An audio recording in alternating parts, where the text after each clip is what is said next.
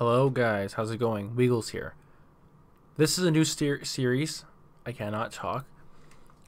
This new series is called Reddit Stories Blackscreen. Now what I mean by Blackscreen, I'm not doing it because I'm lazy. I'm doing it because if you ever wanted to sleep or rest your eyes while watching while listening to a scary video, I guess not watching because your eyes will be resting, I decided to finally do this. I don't see any other YouTuber do this for scary stories. People do it for sound effects for rain and stuff overnight. I sometimes like sleeping to scary stories. So I thought it would be very, very cool to do this. So if you're on your phone or your PC or just watching on your Xbox or a screen or whatnot, you could have no screen on and you can sleep or just rest your eyes or make the experience a lot more scarier. I think this is a very smart idea. I'm not doing it because I'm lazy. I know there's going to be comments saying that. I'm doing it because I think it's a good idea. Let me know if you guys like this, or I can add pictures in. It takes the same amount of work, honestly. I just think it's a cool idea, and I think it can be popular, and I think it can be cool. I really like this, and I wish other people did this, but I think it's pretty cool. I think I'm going to be the first person starting this for scary stories, and I think it's a very, very smart move. So yeah, this is what this video is going to be about, guys. So thank you guys so much for watching, and I really hope you enjoy this video. Subscribe for more content from me. See you guys in a bit. Last Friday, I was jolted awake at 6 a.m. by the sound of my roommate's dog, Titus, barking.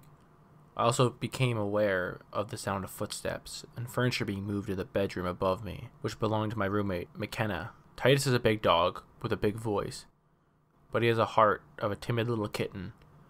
He's prone to occasional fits of barking if he sees an animal outside the window, or if someone comes into the house.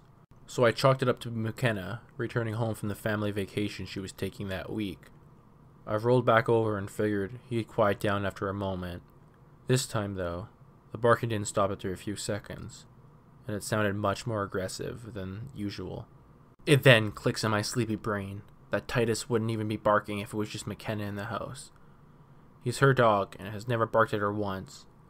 I also remember McKenna isn't expected home for another 3 days, and would have let us know if she was coming back early. I am fully awake now, and can sense a chill as if the front door has been left open. And I smell cigarettes even though nobody in my house smokes. My stomach turns. Something is clearly not right. I summon my courage and open my bedroom door as quietly as possible. Titus going ballistic the entire time. My heart is racing as I slowly begin to ascend the creaky set of stairs to the main floor. I pause for a moment and listen before turning the corner to the landing. The dog is still barking, but I hear no sign of human movement. This calms me, but only for a minute, because upon turning the corner, I see an unfamiliar man at the top of the stairs. He appears to be mid-30s, unkempt, wearing filthy, tattered clothes. He's at least 6 foot and reeks of cigarettes and body odor. I can smell him from where I'm standing. He's just standing there, muttering some kind of gibberish to himself. He doesn't seem fazed that a dog is ready to rip him to pieces, or even appear to notice my presence, despite how loud the steps are. I'm frozen in fear, wanting to scream but unable to move or even breathe. The whole time I am baffled that nobody in the house has woken up yet, and I'm frantically trying to piece together a plan of action. Scenario after scenario was flashing through my head when the man suddenly stops mumbling. He whips his head around to look directly into my eyes, a wide-eyed, rotten tooth smiling, twisted face as he slowly raises a finger to his lips. Shh. I begin to cry as my heart sinks to my stomach, knowing I have no chance of survival against this man. When he simply turns and shuffles out the front door, I collapse on the landing, tears streaming down my face as I try to process what just happened. I wake up one of my roommates and tell him what I seen. We'd walk into McKenna's room, and it appeared he had been rifling through her drawers. There was also a lot of dirt on her bed, as if he had been laying in it. As far as we know, nothing was taken from McKenna's room, or the rest of the house. I'm very glad McKenna was gone that night, because his story could have been much darker had she been in that bed. I consider myself extremely lucky this man left on his own accord and didn't appear to have more sinister intentions than scaring the shit out of me and Titus. Still, I hope we never, ever meet again.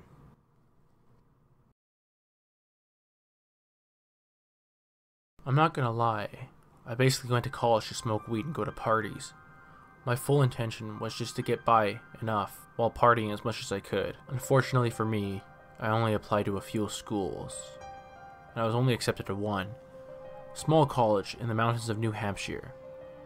It was very small, around 35 total undergrads, and I went not knowing anyone. Anyway, on the first day, as I was skipping the ice-breaking games and other students were giving tours of the campus to their families before leaving, I wandered down a small path behind the cafeteria towards a small stream I had noticed during the drive-in. I lit a joint and was just meandering around when I noticed another dude a little further down the stream that cut a straight-ish path through the trees. He was also smoking a joint. I assumed by the way he was holding it. I made my way over to see if I just made my first college friend and introduced myself.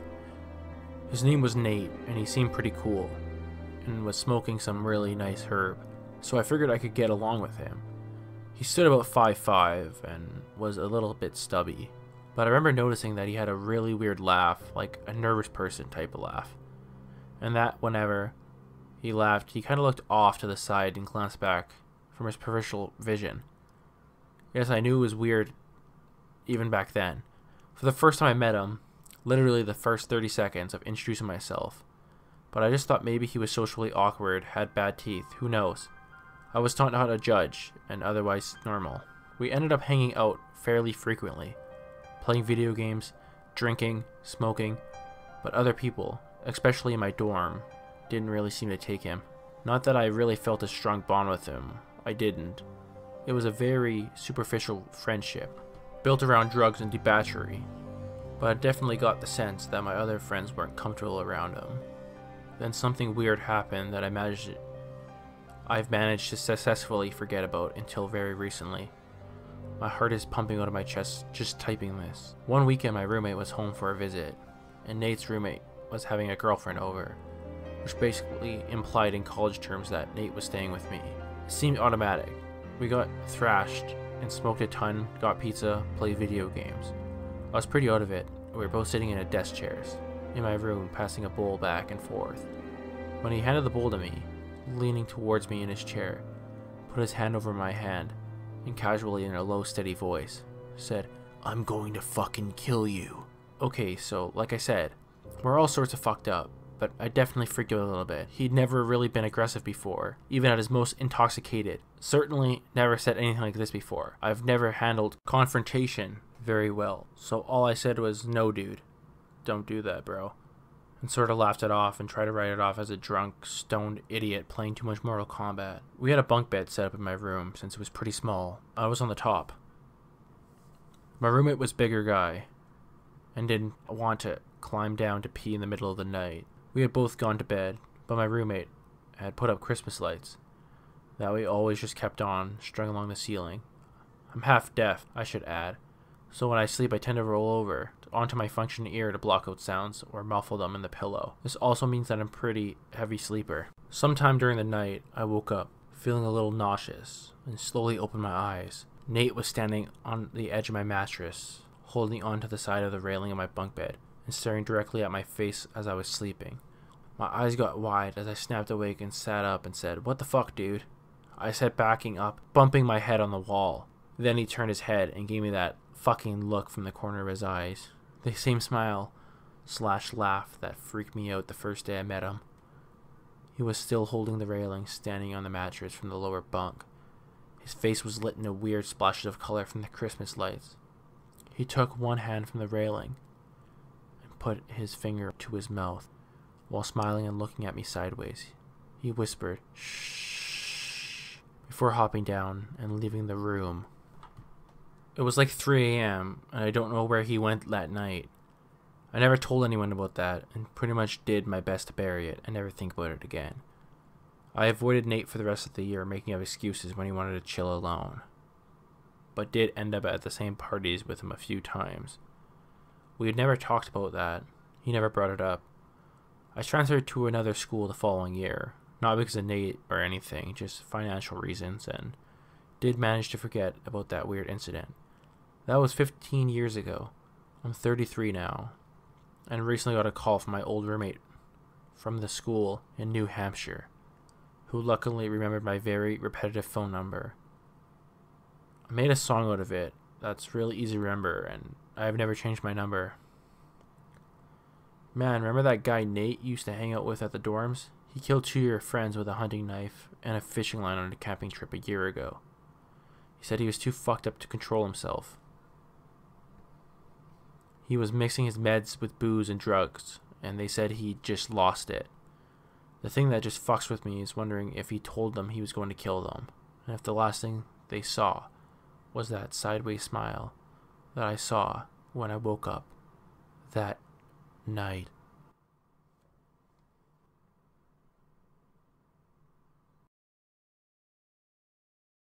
More than a few years ago, I was working as an entertainer in a gentleman's club and was idly sitting at the end of the bar one night when a couple came in. Not unusual. I had no contact with them and thought nothing of them being there until later. A few days after that night, the doorman handed me a piece of paper. It had 2 names and phone numbers written on it, Laura and Richard. I was supposed to call one of them, so I called Laura, who told me they had been a couple who had been at the bar the other night, and they noticed me and thought I'd be perfect for a part in a movie Richard was producing. Would I be up for a meeting? Of course I would. Who wouldn't? I was told Richard would pick me up the next night at 7 and to wear something wild. 7 o'clock came the next evening, and I was ready in white lace dress with ostrich feather trimmed when Richard showed up outside my building. So I went down, introduced myself, and got in the car. We agreed to go to a local bar I knew well for the meeting. But first we had to go to the back of his place so he could pick up some contracts he'd forgotten. So off we went. We went in the house and came back with a few manila envelopes and an open bottle of beer. A brand that I didn't drink. Plus it's against the law to drink alcohol in a vehicle here, so I stuck the beer into the window well of the Jeep and I went to the bar. At the bar, he showed me what were supposedly scripts from this movie he was producing and some contracts, and it looked pretty legit. Richard was very nice and I was interested. I made some plans to go out with my soon-to-be boyfriend, so I excused myself to go call him on the bar's payphone and took my Corona that I ordered at the bar with me to the bank of the phones. As a dancer, I'd been taught by the other girls to never let your drink out of your sight. My boyfriend wanted to get going to another club, so I went back to the table where Richard was and told him I had to go. He didn't like that and tried a few different things to get me to the set of the movie with him, saying I could meet Mickey Rourke and check out the set, but all I really wanted was to meet my boyfriend, so I declined Richard but took his card and I left. I never heard from Richard again, but a couple of months later, the police came around to the bar I was working at. They had 2 big books of mugshots and a stack of Polaroids with them, and they wanted to talk to all of us about a predator couple who had been setting up meetings with dancers by saying they were in the film industry, then drugging and raping them. They showed me the 2 mugshots and I asked if I saw them. I recognized the pictures immediately and I identified them as Richard and Lori. Then they showed me the Polaroids, which were trophy pictures of the couples in the act of attacking poor drug girls, and asked if I knew any of the victims and where they might find them. In order to talk to the girls, I only knew a couple of the women in the photographs, but there was a lot that this happened to.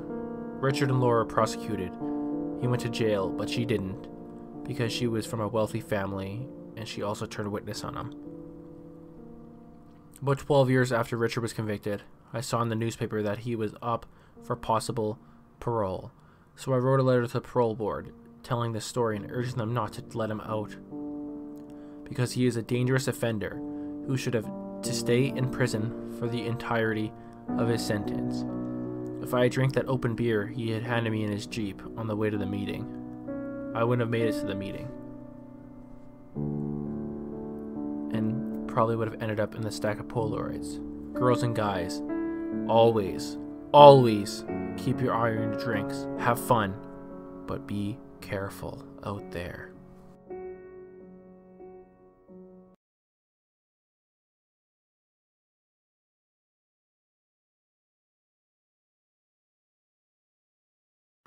So this happened in 2015, September, and I finally decided to post my story after confirming some details with my roommate who used to stay there with me in a PG, paying guest accommodation.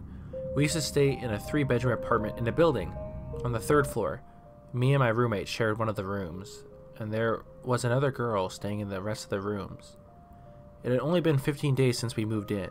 We were not happy staying there because there were routine water problems, the food was bad, etc. We wanted to move out really bad, so me and my roommate's parents were coming to pick us up the next day.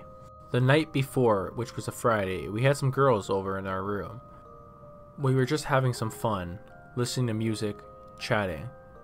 We were making the most of it, since we wouldn't be meeting there anytime soon after we moved out. It was around 2 a.m.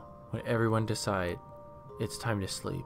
We all said our goodbyes. The other girls went back to their rooms. My roommate was already asleep. As I wanted to pee and have some water, I go out of my room. It took me about 15 minutes to come back. Everything seemed normal. As I was just about to switch off the lights and lie down, I get a call from one of the girls in the room adjacent to ours. I pick it up, and she says to come to her room as quickly and quietly as possible. Not waking my roommate up, I was immediately spooked, but I refused to think anything wrong might have happened. I took my time to go out, and she met me right outside my door. She looked worried. The first thing she asked me, "Is the door in your room leading to the balcony locked?" I remembered I hadn't bothered to secure the latch on it that night because the weather was quite humid. The door was closed, but just not bolted like it would usually be on other days. So I replied no. She tells me to immediately and quietly do it. I ask her what's up because I was really scared by then. She tells me that just about 5 minutes ago she heard whispering from the balcony. Her room has access to the same balcony. At first she thought it was one of us, but then the whispering wouldn't stop, so she checked from her window. She couldn't see anything in the dark except the clothesline was shaking in a way as if someone was just pulling on it. She found it weird and decided to switch off the lights in her room and try looking out again.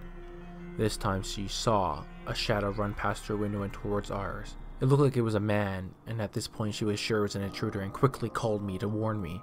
After hearing this, I was so glad whoever the guy was didn't try to enter our room, because I would have been scared shitless and would not have known what to do. I woke up my roommate, tell her not to scream or make any noise as I tell her what just happened. Then I look out our window into the balcony, but I couldn't see anyone there. We figured the intruder escaped to the roof, because that's the only safe exit as our balcony was quite high up, on the 3rd floor, and so jumping onto the ground wouldn't have been possible. We both decided to sleep in another room, leaving the lights, our stuff, everything in our room as it is. The other room had 3 girls there already, but they didn't mind letting us share their beds. The 6 of us in total huddled together on 2 beds. The other girls slept just fine, but my roommate and I couldn't get a wink of sleep. We were thinking about what could have happened if that guy had tried anything before we were born. We would have been completely defenseless, not even a bat, knife, nothing. We didn't sleep till 6 a.m. after my roommate spoke to her mom, narrating this entire incident. Her mom was really pissed, and at around 10 a.m., when our parents came to pick us up, we had our things packed. We left, but not before our moms gave the landlady an earful.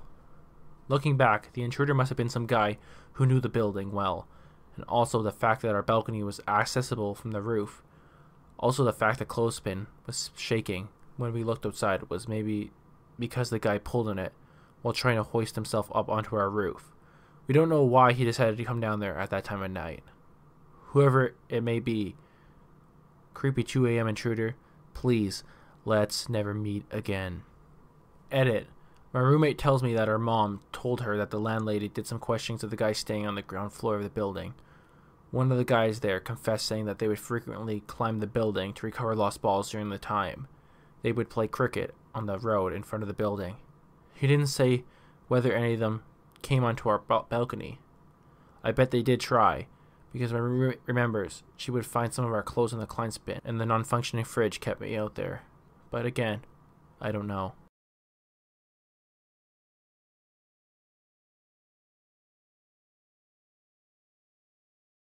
In the mid-80s, my mom was a cleaner in Australia. She would clean houses in suburban areas, and would sometimes do houses in rural/wine regions.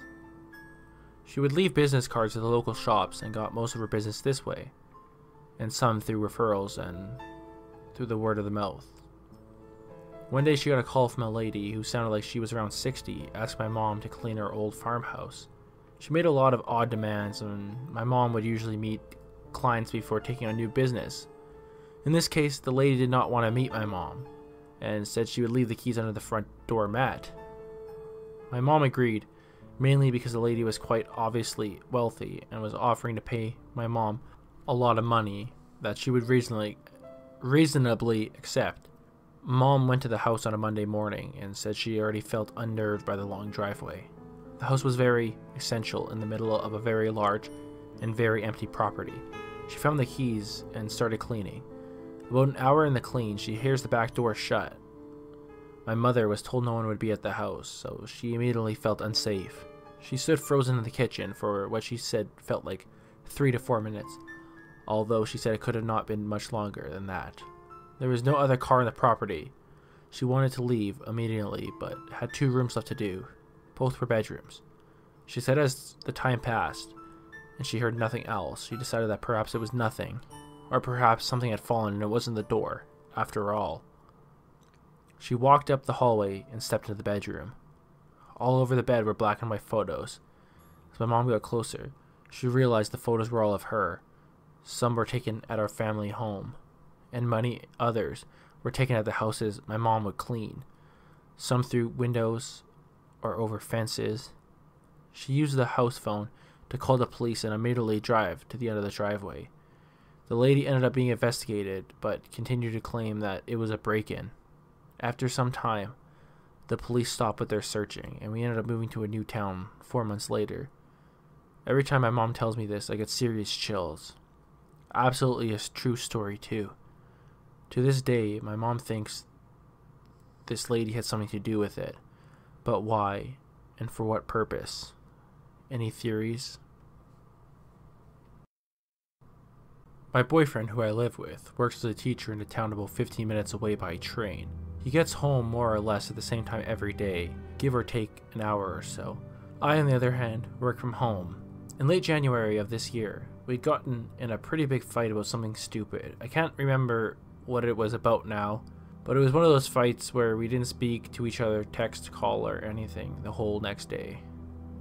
So this afternoon, I was lying in bed getting work done. It was a Tuesday, and I was pretty sure his last class finished at 1 p.m., meaning he'd surely be home at 2:30.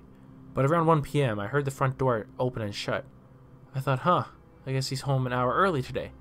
It was normal for him to skip his last class every once in a while, so I didn't really think anything of it. In fact, I was mostly mentally preparing for how the awkward post-fight, "Hey, how's it going?" conversation. So I continued to lie in bed and do my work and wait for him to come in and change his clothes. The bedroom door was closed, and I had earplugs sort of half in, as I usually do when I'm working. But I could hear the heavy footsteps walking around the apartment, as he always does. If we hadn't been in mid-fight, I was so preoccupied with the awkwardness of it all, I might have noticed it was strange how slow the footsteps were, or how long he spent walking around the living room. But I was caught up in the dramatics of the fight, and didn't think about it. I was just lying there, waiting, and waiting for him to finally come in. Finally, the bedroom door slowly opened just a few inches. I turned my head towards the door, and prepared to give him a sort of awkward "we've been fighting for 24 hours, huh?" smile. But the door didn't open more than that. I looked, and saw it was a woman's hand, with red nail polish on the door knob. Whoever was there slowly closed the door, just as they had opened it. Without entering the room, I jumped out of bed, ripped out my earplugs, and sort of froze there for a few seconds while thinking rapidly. My first thought, that was not my boyfriend. Then I thought, could that have been his mom, his sister, the landlady? For some reason, I concluded that surely it was his mom or his sister, so I opened the bedroom door and walked into the living room. There wasn't anyone there, but the room smelled heavily of a woman's perfume. Then I came to my senses and realized his mom and sister don't have keys, and we'd never and they've never come over here before. The landlady has never entered without permission. This was a stranger. I ran back into the bedroom and shut the door, now shaking heavily. There was a balcony connected to the bedroom, so despite the cold January rain, I stood on the balcony and called my boyfriend. He picked up, and I asked him if his mom or sister might come over unannounced. He told me, "No, don't move, I'm calling the police." The police were there within minutes and searched the whole apartment. Of course, nobody was there by this point. It was weird, though nothing was missing from the apartment, despite us keeping a jar full of money right in the entrance. Nothing was even touched. In fact, it seemed like the intruder came straight to the bedroom, saw my legs on the bed, panicked, and left.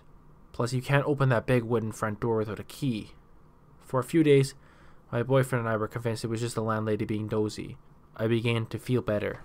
Nevertheless, we demanded the landlady change our locks. When she came to change them with her husband, she made a discovery. There was a square area by the keyhole that had been scratched away with something. The landlady said surely someone used tools to break into my apartment. Then a day or two later, my boyfriend told me, "I have to tell you something, but don't freak out." He told me that the orange kitchen scissors were missing. I obviously freaked out. I tore the apartment apart, looking for those scissors. It's been 6 months and those scissors are gone, so the whole thing is just creepy and weird. A stranger breaks into a nice apartment, doesn't touch or take anything valuable, not even the money jar sitting right in the entrance, but takes scissors from the kitchen, goes straight to the bedroom, sees someone in the bed, and immediately leaves. I never got to meet the person who opened the door that day. I hope I never do. Hey guys, thanks for watching this video. If you guys have stories you guys want featured, be sure to tweet them at me, or you can private message me on YouTube, or comment in the description and I can send you a quick message. You can send me through them in a private DM on YouTube or through Twitter. My Twitter is Weeglez. I love to hear stories that happen to you. I think it's very cool interacting with fans. I wish I had more comments, but the 5 or 6 I usually get on a video is honestly fine. It's amazing. Thank you guys for 1K subscribers. I have 1.1 right now. I didn't make a 1K thing, so there's a police siren. Okay, thank you guys so much for watching this video. Comment what you guys want in the future. Thank you guys.